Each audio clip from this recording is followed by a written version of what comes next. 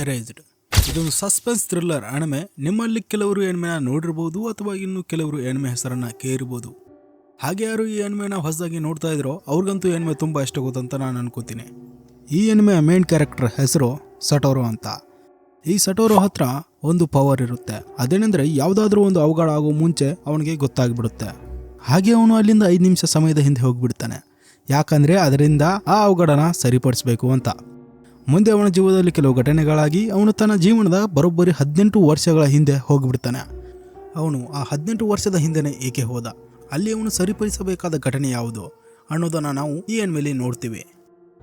ಎಲ್ರಿಗೂ ನಮಸ್ತೆ, ನಾನು ನಿಮ್ಮ ಪ್ರೀತಿಯ Kannadiga. Welcome back to Kannada anime wars. ಬನ್ನಿ ತಡ ಮಾಡ್ದೇ ಎರೇಜ್ಡ್ ಎನಿಮೆಯ ಎಪಿಸೋಡ್ 1ನ ಕನ್ನಡದಲ್ಲಿ ಎಕ್ಸ್ಪ್ಲನೇಷನ್ ನೋಡೋಣ. ಎಪಿಸೋಡ್ 1ನ ಸ್ಟಾರ್ಟಿಂಗಲ್ಲಿ ಸಟೋರು ಒಂದು ಪಿಜ್ಜಾ ಡೆಲಿವರಿ ಶಾಪ್ನಲ್ಲಿ ಕೆಲಸ ಮಾಡ್ತಿರೋದನ್ನು ನಮ್ಗೆ ತೋರಿಸ್ತಾರೆ. ಅವನು ಒಂದು ಪಿಜ್ಜಾ ಡೆಲಿವರಿ ಮಾಡೋಕ್ಕೆ ಹೋಗ್ತಾ ಇರ್ತಾನೆ. ಅಲ್ಲಿ ಅವನ ಹತ್ರ ಒಂದು ಹುಡುಗಿ ಬರ್ತಾಳೆ. ಇವಳ ಹೆಸರು ಐರಿ ಅಂತ. ಐರಿ ಕೂಡ ಇವನ ಜೊತೆ ಶಾಪ್ನಲ್ಲಿ ಕೆಲಸ ಮಾಡ್ತಾ ಇರ್ತಾಳೆ. ಅವಳು ಅವನಿಗೆ ದಾರಿಯಲ್ಲಿ ಹೋಗ್ತಾ ಆ ಪಿಜ್ಜಾನ ತಿಂದ್ಬಿಡ್ಬೇಡ ಅಂತ ತಮಾಷೆ ಮಾಡ್ತಾಳೆ. ಅದಕ್ಕೆ ಅವನು ನನಗೆ ಅದೆಲ್ಲ ಗೊತ್ತು ಅಂತ ಹೇಳಿ ಪಿಜ್ಜಾ ಡೆಲಿವರಿ ಮಾಡೋಕ್ಕೆ ಹೋಗ್ತಾನೆ. ದಾರಿಯಲ್ಲಿ ಅವನು ಹೋಗುವಾಗ ಕೆಲವು ದೃಶ್ಯ ಮತ್ತು ಕೆಲವು ವ್ಯಕ್ತಿಗಳನ್ನು ನೋಡ್ತಾನೆ. ಒಬ್ಬ ಮಹಿಳೆ ತನ್ನ ಮಗುವಿನ ಜೊತೆ ಹೋಗ್ತಾ ಇರ್ತಾಳೆ ಮತ್ತು ಮುಂದೆ ಕೆಲವು ಮಕ್ಕಳು ಸ್ಕೂಲ್ಗೆ ಹೋಗ್ತಿರೋದನ್ನು ನಾವು ನೋಡ್ತೀವಿ. ಹಾಗೆ ಯೋಚನೆ ಮಾಡ್ತಾ ಮುಂದೆ ಹೋದರೆ ಅಚಾನಕ್ಕಾಗಿ ಅವನಿಗೆ ಒಂದು ನೀಲಿ ಚಿಟ್ಟೆ ಕಾಣಿಸುತ್ತೆ. ಅದನ್ನು ನೋಡಿ ಯೋಚನೆ ಮಾಡ್ತಾ ಇರ್ತಾನೆ. ಹಾಗೆ ಅವನು ಕೆಲವು ನಿಮಿಷ ಹಿಂದೆ ಹೋಗ್ಬಿಡ್ತಾನೆ. ಸಟೋರು ಇದ್ದವನು ಸಮಯದಲ್ಲಿ ಹಿಂದೆ ಬರೋ ಅವನ ಈ ಪರಿಸ್ಥಿತಿನ ರಿವೈವಲ್ ಅಂತ ಕರಿತಾ ಇರ್ತಾನೆ. ಹಾಗೆ ಅವನಿಗೆ ಮೊದಲು ಕಂಡ ದೃಶ್ಯಗಳು ಮರಳಿ ಕಾಣೋದಕ್ಕೆ ಶುರುವಾಗ್ತವೆ. ಆಗ ಅವನಿಗೆ ಇಲ್ಲಿ ಏನೂ ಸರಿ ಇಲ್ಲ ಅಂತ ಅನಿಸುತ್ತೆ. ಅಷ್ಟರಲ್ಲಿ ಅವನಿಗೆ ಒಂದು ಟ್ರಕ್ ಕಾಣಿಸುತ್ತೆ. ಆದರೆ ಸ್ಟೇರಿಂಗ್ ಮೇಲೆ ಡ್ರೈವರ್ನ ಕೈ ಇಲ್ದಿರೋದನ್ನು ಅವನು ನೋಡಿ ಅದರ ಹಿಂದೆನೇ ಫಾಲೋ ಮಾಡ್ತಾ ಡ್ರೈವರ್ನ ಕರೆಯೋಕ್ಕೆ ಟ್ರೈ ಮಾಡ್ತಾನೆ. ಆಗ ಅವನಿಗೆ ಮಿರರ್ನಲ್ಲಿ ಡ್ರೈವರ್ ಮಲಗಿರೋದು ಕಾಣಿಸುತ್ತೆ. ಇದನ್ನು ನೋಡಿ ಸಟೋರು ಇದೆಲ್ಲ ನನ್ನ ಜೀವನದಲ್ಲೇ ಯಾಕೆ ಆಗ್ತಾ ಇದೆ ಅಂತ ಮನಸ್ಸಲ್ಲಿ ಅನ್ಕೋತಾ ಇರ್ತಾನೆ. ಈ ಇನ್ಸಿಡೆಂಟ್ ಆಗ್ತಿರೋದನ್ನು ಅಲ್ಲೇ ಇದ್ದ ಐರಿ ನೋಡ್ತಾ ಇರ್ತಾಳೆ. ಮುಂದೆ ರಸ್ತೆಯಲ್ಲಿ ಒಬ್ಬ ಹುಡುಗ ರೋಡ್ನ ಕ್ರಾಸ್ ಮಾಡ್ತಾ ಇರ್ತಾನೆ. ಆಗ ಸಟೋರು ಟ್ರಕ್ ಎಲ್ಲಿ ಆ ಹುಡುಗನಿಗೆ ಡಿಕ್ಕಿ ಹೊಡೆಯುತ್ತೋ ಅಂತ ಆ ಟ್ರಕ್ನ ಸ್ಟೇರಿಂಗ್ನ ಹಿಡಿದು ಒಂದು ಕಡೆ ಇಳಿತಾನೆ. ಇದರಿಂದ ಆ ಮಗು ಏನೋ ಉಳಿಯುತ್ತೆ. ಆದರೆ ಸಟೋರು ಹೋಗಿ ಒಂದು ಕಾರ್ಗೆ ಡಿಕ್ಕಿ ಹೊಡಿತಾನೆ. ನಂತರ ನಮಗೆ ಸಟೋರು ಕನಸು ಕಾಣ್ತಿರೋದನ್ನು ತೋರಿಸ್ತಾರೆ. ಅಲ್ಲಿ ಅವನು ತನ್ನ ಬಾಲ್ಯದ ನೆನೆಸ್ಕೋತಾ ಇರ್ತಾನೆ. ಅಲ್ಲಿ ಅವನು ಒಬ್ಬಂಟಿಯಾಗಿ ಅಲೆದಾಡ್ತಾ ಇರೋದು ಮತ್ತು ಅವನು ಅವನ ಸ್ನೇಹಿತರೊಂದಿಗೆ ಆಟ ಆಡ್ದೇ ಒಬ್ಬಂಟಿಯಾಗಿರೋದನ್ನು ನಮಗೆ ತೋರಿಸ್ತಾರೆ. ನಂತರ ನಮಗೆ ಮುಂದಿನ ಸೀನ್ನ ತೋರಿಸ್ತಾರೆ. ಸಟೋರು ಅವನು ನೋಡಿದರೆ ಅಲ್ಲಿ ಐರಿ ಕೂತಿರ್ತಾಳೆ. ಆಗ ನಮ್ಗೆ ಗೊತ್ತಾಗುತ್ತೆ ಸಟೋರು ಹಾಸ್ಪಿಟಲ್ನ ಒಂದು ಬೆಡ್ನ ಮೇಲೆ ಮಲಗಿದಾನೆ ಅಂತ. ಐರಿ ಅವನನ್ನು ನಿಮ್ಮ ಮನೆಯವರಾದರೂ ಅಥವಾ ಫ್ರೆಂಡ್ಸ್ ಯಾರಾದರೂ ಇದ್ದಾರಾ ವಿಷಯ ತಿಳಿಸೋಕೆ ಅಂತ ಕೇಳ್ತಾಳೆ.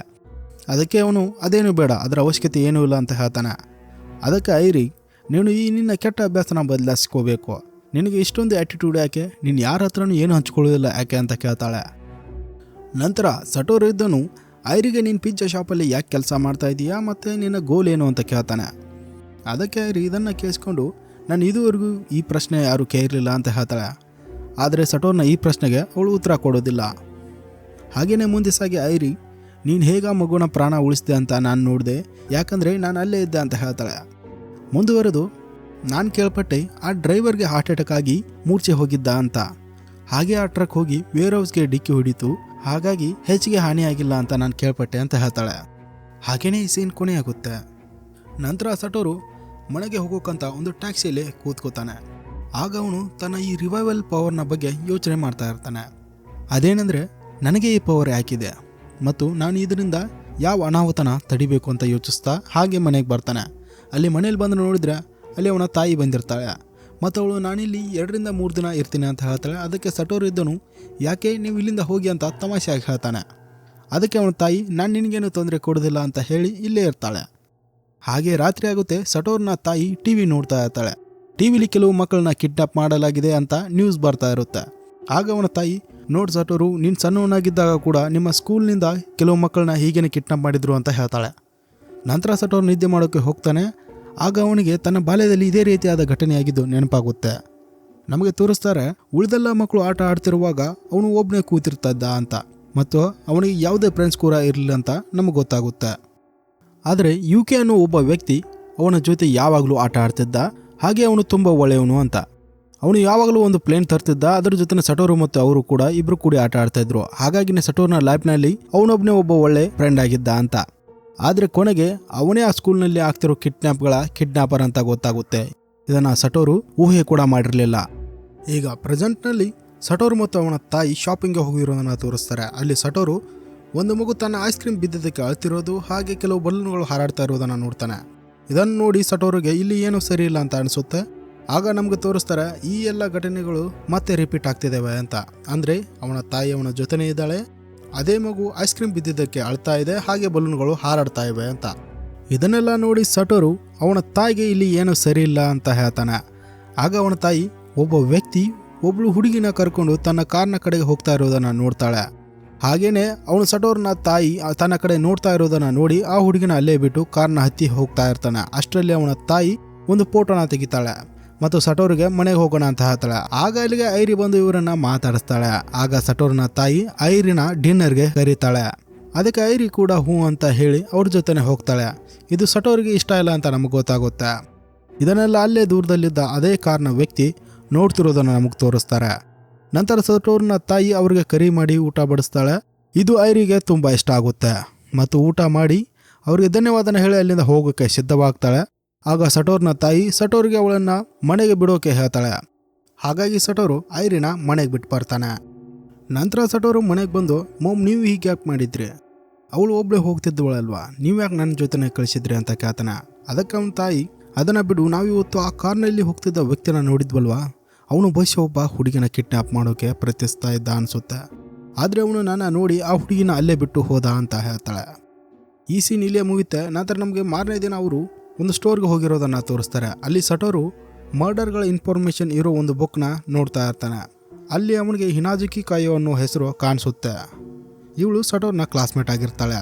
ಸಟೋರು ಸಣ್ಣವನಿದ್ದಾಗ ಅವಳನ್ನು ನೋಡ್ತಿದ್ದ. ಅವಳು ಕೂಡ ಒಬ್ಬಂಟಿಯಾಗಿ ಇರ್ತಿದ್ಳು ಮತ್ತು ಯಾರ ಜೊತೆನೂ ಮಾತಾಡ್ತಾ ಇರಲಿಲ್ಲ. ಆದರೆ ಒಂದು ರಾತ್ರಿ ಸಟೋರು ಅವಳನ್ನು ನೋಡ್ತಾನೆ ಮತ್ತು ಅವಳಿಗೆ ಮನೆಗೆ ಹೋಗುವಂತ ಹೇಳಬೇಕು ಅಂತ ಅನಿಸುತ್ತೆ. ಆದರೆ ಹೇಳ್ದೇ ಅಲ್ಲಿಂದ ಹೋಗಿಬಿಡ್ತಾನೆ. ಆದರೆ ಮಾರನೇ ದಿನ ಅವಳ ಸಾವಾಗಿರುತ್ತೆ. ಸಟೋರು ಅವನ ತಾಯಿಗೆ ನಾನು ಅವತ್ತು ಅವಳಿಗೆ ಮನೆಗೆ ಹೋಗು ಅಂತ ಹೇಳಿದರೆ ಅವಳು ಇವತ್ತು ಜೀವಂತವಾಗಿ ಇರ್ತಿದ್ಳು ಅಂತ ಹೇಳ್ತಿರ್ತಾನೆ. ಇದೆಲ್ಲ ಸಟೋರ್ನ ಪಾಸ್ಟ್ ಆಗಿರುತ್ತೆ. ಈಗ ಪ್ರೆಸೆಂಟಲ್ಲಿ ನಮಗೆ ಅವನ ತಾಯಿ ಆ ಕಿಡ್ನಾಪರ್ನ ಬಗ್ಗೆ ಯೋಚನೆ ಮಾಡ್ತಿರೋದನ್ನು ತೋರಿಸ್ತಾರೆ. ಅವಳಿಗೆ ಅವನನ್ನು ಎಲ್ಲೋ ನೋಡಿದಿನ ಅಂತ ಅನಿಸ್ತಾ ಇರುತ್ತೆ. ನಂತರ ಅವಳು ಒಂದು ಬುಕ್ನ ನೋಡ್ತಾಳೆ ಮತ್ತು ಅವಳಿಗೆ ಅವನನ್ನು ಎಲ್ಲಿ ನೋಡಿದಿನ ಅಂತ ನೆನಪಾಗುತ್ತೆ. ನಂತರ ಅವಳು ಹೊರಗಡೆ ಬಂದು ಯಾರ ಜೊತೆನೂ ಫೋನ್ನಲ್ಲಿ ಮಾತಾಡಿ ಮನೆಗೆ ಬರ್ತಾಳೆ. ಅಲ್ಲಿ ಅವಳು ಆ ಗಾಡಿ ಕೀ ಮತ್ತು ಒಂದು ಕಾಗದನ ಅಲ್ಲಿ ಇಡ್ತಾಳೆ ಮತ್ತು ಒಳಗೆ ಹೋಗ್ತಾಳೆ. ಅವಳಿಗೆ ಯಾರೋ ಬಂದ ಶಬ್ದ ಕೇಳಿಸುತ್ತೆ. ಅವಳು ಬಂದಿದ್ದು ಸಟೋರು ಅಂತ ಅಂದ್ಕೊಂಡಿರ್ತಾಳೆ. ಆದರೆ ಯಾರೋ ಅವಳಿಗೆ ಚಾಕುವಿನಿಂದ ಚುಚ್ಚಿ ಬಿಡ್ತಾರೆ. ಅವಳು ತುಂಬ ಗಾಯಗೊಂಡು ಕೆಳಗೆ ಬೀಳ್ತಾಳೆ. ಆ ವ್ಯಕ್ತಿ ಮುಖ ನೋಡೋಕ್ಕೆ ಟ್ರೈ ಮಾಡ್ತಾಳೆ, ಆದರೆ ಆಗೋದಿಲ್ಲ. ಅವಳು ಸಟೋರಿಗೆ ಕಾಲ್ ಮಾಡೋಕ್ಕೆ ಟ್ರೈ ಮಾಡ್ತಾಳೆ, ಆದರೆ ಆ ವ್ಯಕ್ತಿ ಅವಳ ಫೋನ್ನ ತೆಗೆದುಕೊಂಡು ಅಲ್ಲಿಂದ ಹೋಗಿಬಿಡ್ತಾನೆ. ಈ ಕಡೆ ಸಟೋರು ಕೆಲಸ ಮುಗಿಸ್ಕೊಂಡು ಮನೆಗೆ ಬರ್ತಾ ಇರ್ತಾನೆ. ಆಗ ಎರಿ ಬಂದು ನಿನ್ನ ತಾಯಿಗೆ ಹೇಳು ನನಗೆ ಇನ್ನೊಂದು ಸಲ ಆ ಕರಿನ ಮಾಡಿಕೊಡೋಕೆ ಅಂತ, ಯಾಕಂದರೆ ಆ ಕರಿ ನನಗೆ ತುಂಬ ಇಷ್ಟ ಆಯಿತು ಅಂತ ಹೇಳ್ತಾಳೆ. ಸಟೋರೊಳಗೆ ಹ್ಞೂ ಅಂತ ಹೇಳಿ ಅಲ್ಲಿಂದ ಹೊರಡ್ತಾನೆ. ಅವನಿಗೆ ದಾರಿಲಿ ಹ್ಯಾಟ್ ಹಾಕೊಂಡಿರೋ ಒಬ್ಬ ವ್ಯಕ್ತಿ ಕಾಣ್ತಾನೆ. ಅವನು ನೋಡೋಕ್ಕೆ ತುಂಬ ಡೇಂಜರಸ್ ಆಗಿ ಕಾಣ್ತಾ ಇದ್ದ. ಮುಂದೆ ಅವನು ಮನೆಯ ಡೋರ್ ಓಪನ್ ಆಗಿರೋದನ್ನು ನೋಡಿ ಆ ವ್ಯಕ್ತಿನ ಹಿಂತಿರುಗಿ ನೋಡೋ ಅಷ್ಟರಲ್ಲಿ ಆ ವ್ಯಕ್ತಿಯಲ್ಲಿ ಇರೋದಿಲ್ಲ. ನಂತರ ಸಟೋರು ಮನೆ ಒಳಗೆ ಬಂದು ಮಾಮ್ ಮನೆ ಬಾಗಿಲನ್ನು ಹೀಗೆಲ್ಲ ಓಪನ್ ಮಾಡಿ ಇಡೋಕೆ ಹೋಗಬೇಡಿ, ಇದು ನಿಮ್ಮ ಸಿಟಿ ಅಲ್ಲ ಅಂತ ಹೇಳ್ತಾನೆ. ನಂತರ ಅವನು ಕೆಳಗೆ ಬಿದ್ದಿದ್ದ ಅದೇ ಕಾಗದನ ಎತ್ತಿ ಟೇಬಲ್ ಮೇಲೆ ಇಡ್ತಾನೆ ಮತ್ತು ರೂಮ್ನ ಕಡೆಗೆ ಹೋಗ್ತಾನೆ. ಅಲ್ಲಿ ರೂಮ್ನ ಬಾಗಿಲನ್ನು ತೆಗೆದು ನೋಡಿದರೆ ಅವನ ತಾಯಿ ಕೆಳಗೆ ಬಿದ್ದಿರ್ತಾಳೆ. ಇದನ್ನು ನೋಡಿ ಸಟೋರ್ಗೆ ತುಂಬ ಶಾಕ್ ಆಗುತ್ತೆ. ನಂತರ ಅವನು ಮಾಮ್ ತಮಾಷೆ ಮಾಡಬೇಡಿ ಎದ್ದೇಳಿ ಅಂತ ಗಾಬರಿಯಿಂದ ಹೇಳ್ತಾನೆ ಮತ್ತು ಅವನ ತಾಯಿಯ ಈ ದೃಶ್ಯನ ನೋಡಿ ತುಂಬ ಹೆದರುತ್ತಾನೆ ಮತ್ತು ಅಲ್ಲೇ ಸೈಡ್ನಲ್ಲಿ ಕೂತಿರ್ತಾನೆ. ಅಷ್ಟರಲ್ಲಿ ಅವನ ಮನೆ ಪಕ್ಕದಲ್ಲಿರೋ ಆಂಟಿ ಬರ್ತಾರೆ.